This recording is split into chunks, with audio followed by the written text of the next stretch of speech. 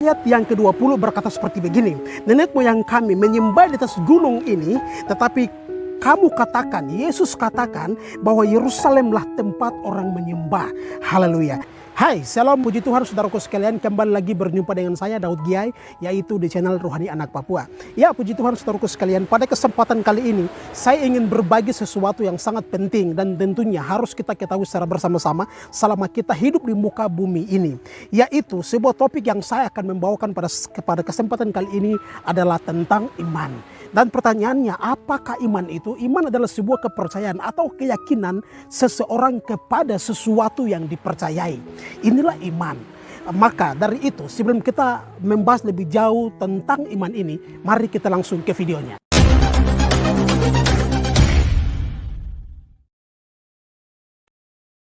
Baik saudaraku, hari ini saya akan berbagi tentang iman.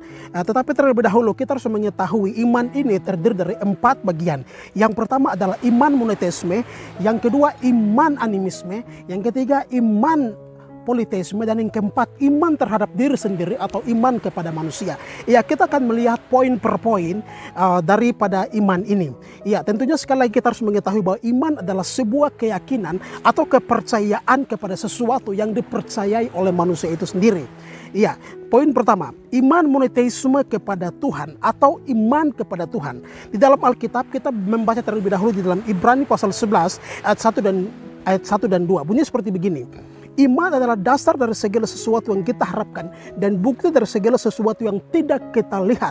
Sebab oleh imanlah telah diberikan kesaksian kepada nenek moyang kita. Kalau kita melihat dengan baik, dengan seksama di dalam Ibrani pasal 11 ayat 3, 4, 5 dan seterusnya ke bawah. Di sana ada tokoh-tokoh iman. Tokoh-tokoh iman ini terdiri dari 4 tokoh. Yang pertama adalah Habel, yang kedua Henok, dan ketiga Nuh, dan yang keempat adalah Abraham. Mereka adalah tokoh-tokoh iman yang sangat luar biasa. Karena iman Habel, ia mempersembahkan korban bakaran kepada Tuhan. Karena iman Henok, ia terangkat hidup-hidup atau diangkat hidup-hidup oleh Tuhan. Demikian juga karena iman Nuh, ia berhasil membuat sebuah batra sehingga dia dan seisi keluarganya diselamatkan kala itu. Dan yang paling terakhir, iman Abraham. Kita lihat firman Tuhan di dalam Kejadian pasal 15 ayat 6. Lalu percayalah Abraham kepada Tuhan, maka Tuhan memperhitungkan hal itu kepadanya sebagai kebenaran. Haleluya. Oleh sebab itu, saudara sekalian, kita harus memiliki iman kepada Tuhan seperti tokoh-tokoh di dalam Alkitab ini. Haleluya. Firman Tuhan juga berkata bahwa Efesus pasal 2 ayat 8, sebab karena kasih karunia kamu diselamatkan oleh iman. Itu bukan hasil usahamu, tetapi pemberian Allah. Yang kedua, iman animisme atau iman kepada setan. Iman animisme atau kepercayaan animisme ini adalah orang yang percaya kepada roh-roh halus yang mendiami benda-benda tertentu, seperti halnya pohon, batu, gunung, dan lain sebagainya. Haleluya. Dan saya percaya di antara kita sudah harus memiliki iman kepada Tuhan. Janganlah seperti orang-orang animisme. Haleluya. Kita lihat firman Tuhan di dalam Yohanes pasal 4 ayat 1 sampai dengan 42. Ini adalah sebuah percakapan Yesus dan perempuan Samaria. Dan tepat di ayat yang ke-20 berkata seperti begini. Nenek moyang kami menyembah di atas gunung ini, tetapi kamu katakan, Yesus katakan bahwa Yerusalemlah tempat orang menyembah. Haleluya. Dan hal ini sudah terjadi pada para leluhur kita, para nenek moyang kita, dan saya percaya tidak terjadi di sekeliling kita dimanapun kita berada. Karena hal ini adalah hal dari masa lalu dari nenek moyang atau para leluhur kita. Yang ketiga, iman politeisme. Haleluya. Iman politeisme atau iman kepada setan. Iman politeisme atau politeisme adalah sebuah kepercayaan yang mengakui adanya lebih dari satu Tuhan. Bapak, Ibu, jemaat Tuhan, saudara-saudara sekalian, kita perlu mengetahui bahwa politeisme ini merupakan kepercayaan lebih dari satu Tuhan, dan ini terdapat pada agama-agama tertentu yang biasanya mereka mempercayai adanya dewa matahari, dewa bulan, dewa bintang, dan lain sebagainya. Secara harafiah berasal dari bahasa Yunani theo, yang berarti banyak Tuhan. Lawan dari paham ini adalah monoteisme. Lawan dari kalimat politeisme adalah monoteisme. Monoteisme adalah suatu kepercayaan yang mengakui hanya ada satu Tuhan. Seperti tadi di awal tadi saya katakan adalah orang-orang monoteisme atau iman monoteisme adalah mempercayai satu Tuhan. Seperti halnya Habel, haleluya. Habel, Henok, Nuh dan Abraham, dan sampai pada saat ini kita sebagai orang-orang percaya harus memiliki iman monoteisme. Dan yang keempat, iman kepada manusia atau iman kepada diri sendiri. Lebih mempercayai kepada diri sendiri, tidak mau mempercayai siapapun atau tidak mau mempercayakan hidupnya kepada Tuhan. Ini tentu bahaya bagi orang-orang atau bagi mereka yang seperti demikian. Haleluya. Kita baca firman Tuhan di dalam Yeremia pasal 17 ayat 5 dan 6. Beginilah firman Tuhan, terkutuklah orang yang mengandalkan manusia, yang mengandalkan kekuatannya sendiri. Ya, ayat berikutnya saudara dapat membacakannya. Kemudian saya membaca ayat berikut lagi di dalam Amsal pasal 3 ayat 5 dan 6. Beginilah firman Tuhan, percayalah kepada Tuhan dengan segenap hatimu. Ini adalah sebuah perintah. Percayalah kepada Tuhan dengan segenap hatimu dan janganlah bersandar kepada pengertianmu sendiri. Dan bagian B saudara juga dapat membacanya sendiri. Oke, haleluya. Bapak, Ibu, saudara-saudari sekalian, dimanapun saudara berada, firman Tuhan dengan tegas, sekali lagi saya ulang, percayalah kepada Tuhan dengan segenap hatimu dan janganlah bersandar kepada pengertianmu sendiri. Iya, ini tentu merupakan sebuah pernyataan yang sangat tegas oleh Amsal Sulaiman kepada anak-anak Tuhan, dan kita harus mengerjakan hal ini sesuai dengan kehendak Tuhan dalam kehidupan kita. Kita akan melihat negara-negara yang menganut paham ateis. Mereka ini masuk dalam kategori orang-orang yang mengandalkan kekuatannya, orang-orang yang bersandar kepada pengertian mereka sendiri. Kita akan melihat di sini saya merangkum ada 5 negara yang diduduki oleh orang-orang ateis atau orang-orang yang menganut paham ateis. Yang pertama adalah Cina, Jepang, Swedia, Republik Ceko, dan Estonia. Tetapi di sini saya akan menyinggung satu negara saja, yaitu Cina. Di Cina kita tahu bersama bahwa Cina merupakan penduduk terpadat di Asia atau termasuk di dunia.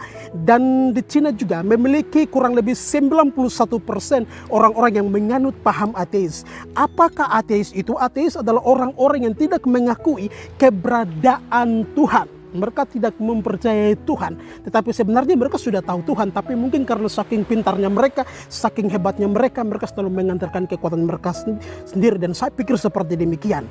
Ini adalah orang-orang ateis atau orang-orang yang tidak mengakui keberadaan Tuhan. Mereka termasuk di dalam kategori orang-orang dalam Yeremia 17 ayat 5 dan 6, dan juga di dalam Amsal 3 ayat 5 dan 6 yang berusaha untuk membalikan iman mereka harus kepada Tuhan. Haleluya. Dan ada sesuatu yang unik juga. Ternyata di sini ada juga orang-orang non-religius di China, bahkan di beberapa negara lainnya. Non-religius adalah orang-orang yang tidak memiliki agama. Mungkinkah atau apabila kita berjalan di suatu tempat dan kita menemukan orang-orang yang mereka mengatakan mereka tidak ada agama, dan saya percaya mungkin bukan hanya di China, mungkin bukan hanya di Jepang, Swedia dan negara-negara lainnya.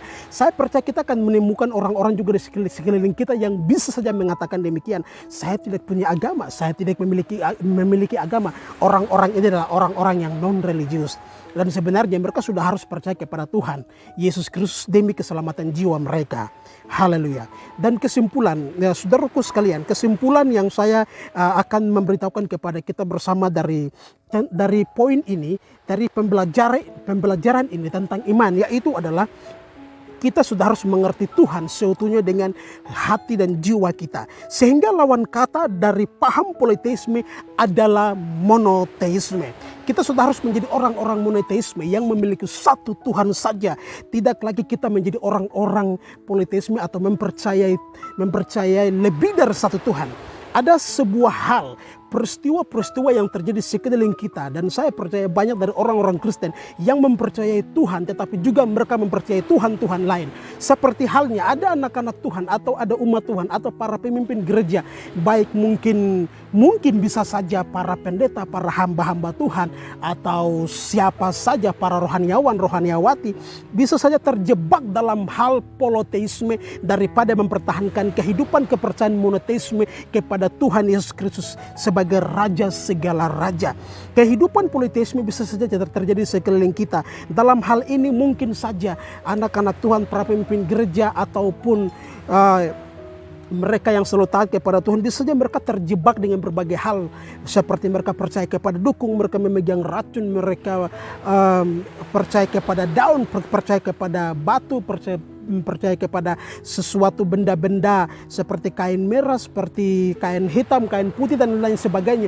Ini tentu merupakan kekuatan-kekuatan okultisme yang sedang terjadi sekeliling kita, dan ini sebenarnya termasuk kehidupan atau politeisme orang yang mempercayai lebih dari satu Tuhan.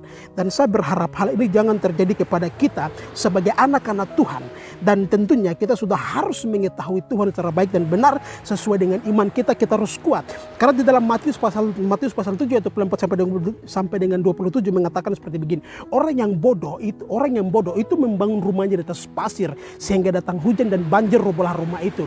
Demikian juga orang yang bijaksana adalah orang yang membangun rumahnya di atas batu karang, sehingga datanglah angin, hujan dan banjir, maka rumah itu tidak akan roboh. Dan hari ini, pada saat kesempatan hari ini, ketika saudara sekalian mendengar firman Tuhan, pengajaran khotbah ini tentang iman, saudara harus memilih saudara ada di pihak mana, pihak orang yang bodoh atau orang yang bijaksana. Ya, kita akan melihat firman Tuhan. Firman Tuhan di dalam Yakobus pasal 1 mengatakan seperti begini. Orang yang mendua hati tidak akan tenang dalam hidupnya. Haleluya. Ya, hati kita jangan mendua, iman kita jangan mendua. Sekali monoteisme, sekali percaya kepada satu Tuhan, Yesus Kristus, percaya kepada Dia. Jangan lagi menjadi iman politeisme atau percaya lebih dari satu Tuhan. Kemudian firman Tuhan juga menjadi sebuah kewaspadaan kepada kita yang saya akan berikan supaya kita semakin waspada setiap hari, setiap saat dalam kehidupan kita. Haleluya, yaitu di dalam Wahyu 21 ayat 8. Sekali lagi saya mengingatkan, ini bukan firman yang manis-manis, tapi ini firman cukup seram sehingga kita semakin waspada menjalani kehidupan kita di muka bumi ini. Firman Tuhan berkata seperti begini. Orang-orang penakut, orang-orang yang tidak percaya, orang-orang keji, orang-orang pembunuh, orang-orang sundal, dan tukang-tukang sihir, iman politeisme, mempercayai lebih dari satu Tuhan, sebentar percaya Tuhan Yesus, sebentar lagi melakukan dukung okultisme, terus kemudian mempercayai obat-obat batu, obat kain merah, obat-obat kain, obat-obat apapun, piring-piring, obat apa yang dipercayai, benda-benda yang ditaruh di rumah, ini tidak akan menyelamatkan kehidupan iman saudara kepada Tuhan. Oleh sebab itu firman Tuhan berkata bahwa di dalam Matius 3 ayat 2, bertobatlah sebab kerajaan surga sudah dekat. Mari kita berbalik kepada Tuhan, dan kita harus memiliki satu iman saja, yaitu iman kepada Tuhan Yesus Kristus itu sendiri. Seperti halnya Habel, Henok, Nuh dan Abram. Iman mereka hanya kepada Allah Yahweh Israel, Yesus Kristus Tuhan. Dan marilah setelah saudara sekalian mendengar firman Tuhan ini, berbalik kepada Tuhan sepenuhnya dan percaya kepada Dia, memberikan hidup ini seutuhnya kepada Dia. Di dalam nama Tuhan Yesus Kristus, Bapak Ibu, saudara-saudara sekalian, saya pikir ini yang Tuhan taruh di hati saya untuk membagikan kepada saudara-saudara sekalian tentang iman itu. Tuhan Yesus memberkati.